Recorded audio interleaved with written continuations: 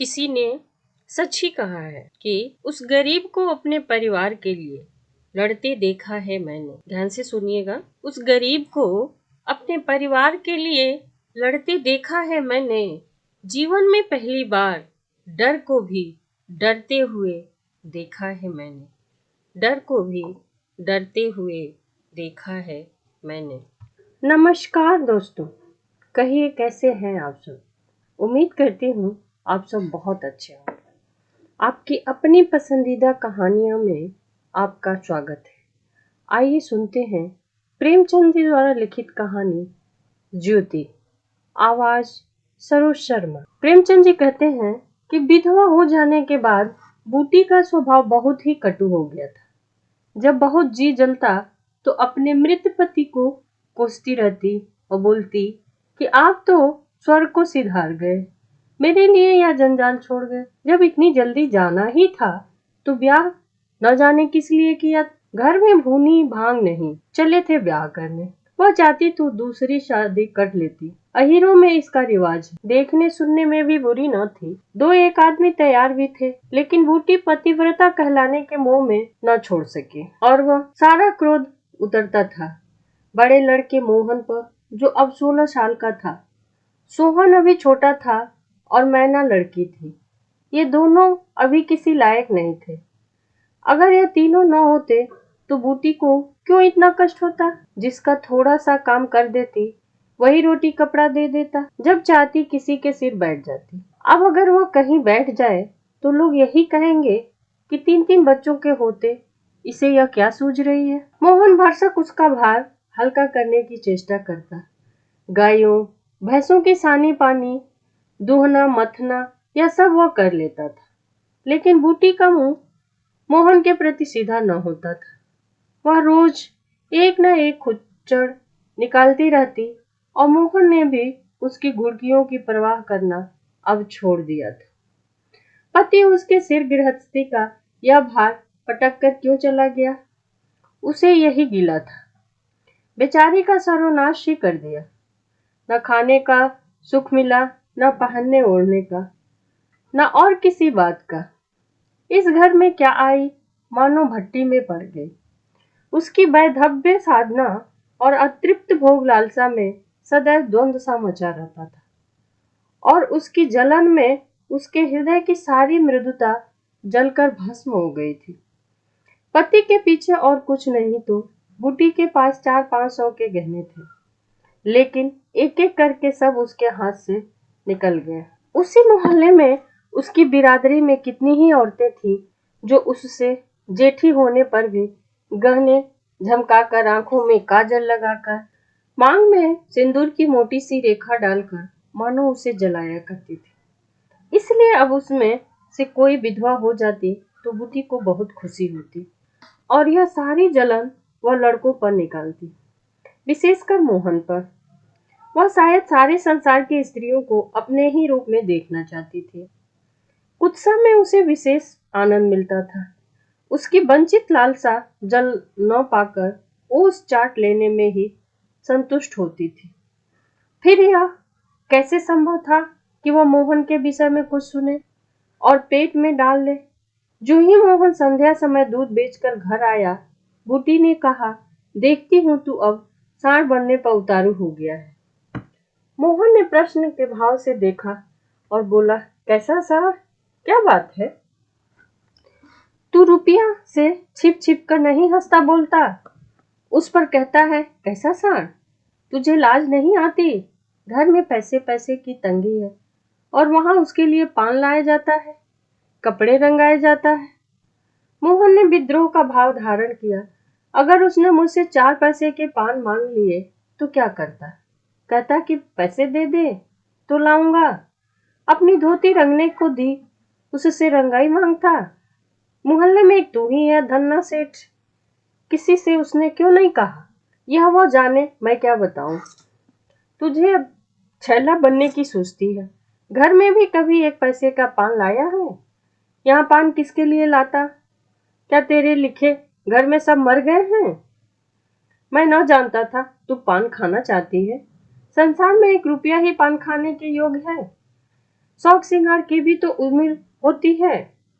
बूटी जल उठी। उसे बुढ़िया कह देना उसकी सारी साधना पर पानी फेर देना था। बुढ़ापे में उस साधना का क्या महत्व ही क्या, जिस त्याग कल्पना के बल पर वह स्त्रियों के सामने सिर उठाकर चलती थी, उस पर इतना कुठाराघात। इन्हीं लड़कों के पीछे उसने अपनी जवानी धूल में मिटा ली। उसके आदमी को मरे आज 5 साल हुए, तब उसकी चढ़ती थी। 3 बच्चे भगवान ने उसके गले मर दिए। नहीं अभी है ही किस दिन की। चाहती तो आज भी ओट लाल किए, पांव में महावर लगाए, अनबट बिछुए पहने मटकती फिरती। यह सब कुछ उसने इन लड़कों के कारण त्याग दिया। आज मोहन उसे बुढ़िया कहता है। रुपया उसके सामने खड़ी कर दी जाए तो चूहिया सी लगे, फिर भी वह जवान है और बूटी बुढ़िया है। बोली हाँ और क्या, जब तेरा बाप मरा तो मैं रुपया से 2 ही मेरे लिए तो अब फटे चीथड़े पहनने के दिन है, तो तुम लोगों का कहीं पता ना चल, गली गली भीख मांगते फिरते। लेकिन मैं कह देती हूँ, अगर तू फिर उससे बोला तो या तो तू ही घर में रहेगा या मैं ही रहूंगी। मोहन ने डरते डरते कहा, मैं उसे बात दे चुका हूँ अम्मा। कैसी बात? सगाई की? अगर रुपया मेरे घर में आई तो झाड़ू मारकर निकाल दूंगी। यह सब उसकी माँ की माया है। वह कुटनी मेरे लड़के को मुझसे छीन लेती है। चाहती है कि उसे सौत बनाकर छाती पर बिठा दे। मोहन ने व्यथित कंठ में कहा, अम्मा ईश्वर के लिए चुप रहो। क्यों अपना आपा खो रही हो? मैंने तो समझा था 4 दिन में मैना अपने घर चली जाएगी, तुम अकेली पड़ जाओगी, इसलिए उसे लाने की बात सोच रहा था। अगर तुम्हें बुरा लगता है तो जाने दो। तू आज से यहीं आंगन में सोया कर, और गाय भैंस से बाहर पड़ी रहेंगी। पड़ी रहने दे, कोई डाका नहीं पड़ा जाता। मुझ पर तुझे इतना संदेह है? हाँ, मैं तो यहाँ न सोऊंगा, तो निकल जा घर से। हाँ, तेरी यही इच्छा है तो निकल जाऊंगा। मैना ने भोजन पकाया। मोहन ने कहा, मुझे भूख नहीं है। बूटी उसे मनाने न आई। मोहन का युवक हृदय माता के इस कठोर शासन को किसी तरह स्वीकार नहीं कर सकता। उसका घर है, ले ले, अपने लिए वह कोई दूसरा ठिकाना ढूंढ लेगा। रुपया ने उसके रूखे जीवन में एक स्निग्धता भर दी थी, जब वह एक अव्यक्त कामना से चंचल हो रहा था। जीवन को सूना सूना लगता था। रुपया ने नव बसंत की भांति आकर उसे पल्लवित कर दिया था। मोहन को जीवन में एक मीठा स्वाद मिलने लगा था। कोई काम करना होता पर ध्यान रुपया की ओर लगा रहता। सोचता उसे क्या दे दे कि वह प्रसन्न हो जाए। अब वह कौन मुंह लेकर उसके पास जाएगा? क्या उससे कहेगा कि अम्मा ने तुझसे मिलने को मना किया है?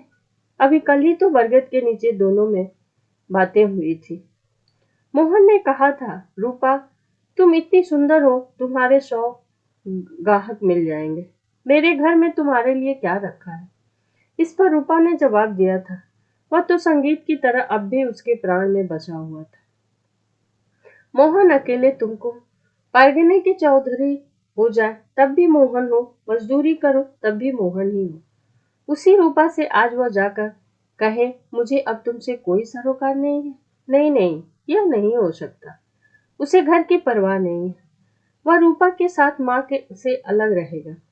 इस जगह न सही, किसी दूसरे मोहल्ले में सही। इस वक्त भी रूपा उसकी राह देख रही होगी। कैसे अच्छे बड़े लगाती है। कहीं अम्मा सुन पावे कि वह रात को रूपा के द्वार पर गया था तो प्राण ही दे देंगे। दे दे प्राण, अपने भाग तो नहीं बखानती कि ऐसी देवी बहू मिल जाती है। न जाने क्यों रूपा से इतनी चिढ़ती है। वह जरा पान खा लेती है, जरा साड़ी रंग कर पहनती है, बस यही तो। चूड़ियों की झंकार सुनाई दी। रूपा आ रही है। हाँ वही है। रूपा उसके सिराने आकर बोली, सो गई क्या मोहन? घड़ी भर से तुम्हारी राह देख रही हूँ। आए क्यों नहीं? मोहन नींद का मक्कार किए पड़ा रहा। रुपया ने उसका सिर सहलाकर फिर कहा, क्या सो गए हो मोहन? उन कोमल उंगलियों के स्पर्श में क्या सिद्धि थी, कौन जाने। मोहन की सारी आत्मा जाग उठी। उसके प्राण मानो बाहर निकलकर रूपा के चरणों में समर्पित हो गए थे। देवी वरदान के लिए सामने खड़ी है। सारा विश्व जैसे नाच रहा है। उसे मालूम हुआ जैसे उसका शरीर लुप्त हो रहा है। केवल वह एक मधुर ध्वनि की भांति विश्व की गोद में चिपटा हुआ उसके साथ नृत्य कर रहा है। रूपा ने कहा, अभी से सो गए क्या जी? मोहन बोला, हाँ, जरा नींद आ गई थी रूपा। तुम इस वक्त क्या करने आई हो? कहीं अम्मा देख ले तो मुझे मार ही डालेंगी। तुम आज आए क्यों नहीं? आज अम्मा से लड़ाई हो गई रूपा। क्या कहती थी? कहती थी रूपा से बोलेगा तो मैं अपने प्राण दे दूंगी। तुमने पूछा नहीं रूपा से क्यों चिढ़ती हैं? अब उनकी बात ही क्या कहूँ रूपा। वह किसी का खाना पहनना नहीं दे सकती। अब मुझे तुमसे दूर रहना पड़ेगा। मेरा जी तो ना मानेगा मोहन। ऐसी बात करोगी तो मैं तुम्हें लेकर भाग जाऊंगा, मोहन ने कहा। रूपा, तुम मेरे पास एक बार रोज आया करो बस, और मैं कुछ नहीं चाहती। और अम्मा जो बिगड़ेंगी? तो मैं समझ गई तुम मुझसे मिलना नहीं चाहते हो। मेरा बस होता तो तुमको अपने प्राण में रख लेती। इसी से मैं घर के किवाड़ खटके रूपा भाग गई। मोहन दूसरे दिन सोकर उठा तो उसके हृदय में आनंद का सागर सा भरा हुआ था। वह सोहन को बराबर डांटता रहता था। सोहन आलसी था, घर के काम धंधे में जी न लगाता था। मोहन को देखते ही वह साबुन छिपाकर भाग जाने का अवसर खोजने लगा। मोहन ने मुस्कुराकर कहा, धोती बहुत मैली हो गई है सोहन, धोबी को क्यों नहीं दे देते? सोहन को इन शब्दों में स्नेह की गंध आई। धोबी पैसे मांगती है भैया, तो पैसे अम्मा से क्यों नहीं मांग लेते? अम्मा कौन पैसे दिए देती है, तो मुझसे ले लो ना। यह कहकर उसने एक ही कन्नी उसकी ओर फेंक दी। सोहन प्रसन्न हो गया। भाई और माता दोनों ही उसे धिक्कारते रहते थे। बहुत दिनों बाद आज उसे स्नेह की मधुरता का स्वाद मिला। इकन्ने उठा ली और धोती को वहीं छोड़कर गाय को खिलाने चला गया। मोहन ने कहा, रहने दो, मैं इसे लिए जाता हूँ। सोहन बोला। पगहिया मोहन को देखकर फिर पूछा, तुम्हारे लिए चीलम रख जाऊं? जीवन में आज पहली बार सोहन ने भाई के प्रति ऐसा श्रद्धा भाव प्रकट किया था। इसमें क्या रहस्य है, यह मोहन की समझ में नहीं आया। बोला, आग हो तो रखाओ। मैना सिर के बाल खोले आंगन में बैठी घरौदा बना रही थी। मोहन को देखते ही उसने घरौदा बिगाड़ दिया और आंचल से बाल छिपाकर रसोई घर में बर्तन उठाने चली। मोहन ने पूछा, क्या खेल रही थी मैना? मैना डरी हुई बोली, कुछ नहीं भैया।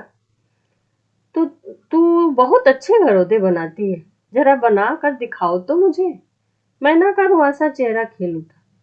प्रेम के शब्द में कितना जादू होता है। मुंह से निकलते ही जैसे सुगंध फैल गई। जिसने सुना उसका हृदय खिल उठा। जहां भय था वहां विश्वास चमक उठा। जहां कटुता थी वहां अपनापन छलक पड़ा। चारों ओर चेतना दौड़ पड़ी। कहीं आलस्य नहीं था, कहीं खिन्नता नहीं थी। मोहन का हृदय आज प्रेम से भरा हुआ है। उसमें सुगंध का विकर्षण हो रहा है। धन्यवाद दोस्तों। कहानी अच्छी लगी हो तो लाइक, कमेंट्स, शेयर और सब्सक्राइब करना ना भूलें। दोस्तों, अपना ख्याल रखें, मस्त रहें, व्यस्त रहें। ज्यादा से ज्यादा आप किसी न किसी काम में हमेशा अपने आप को व्यस्त रहें, खुश रहें। यही जीवन का कटु सत्य है। मिलते हैं कहानी के अगले भाग में। तब तक के लिए खुश रहें, व्यस्त रहें। नमस्कार, शुभ रात्रि।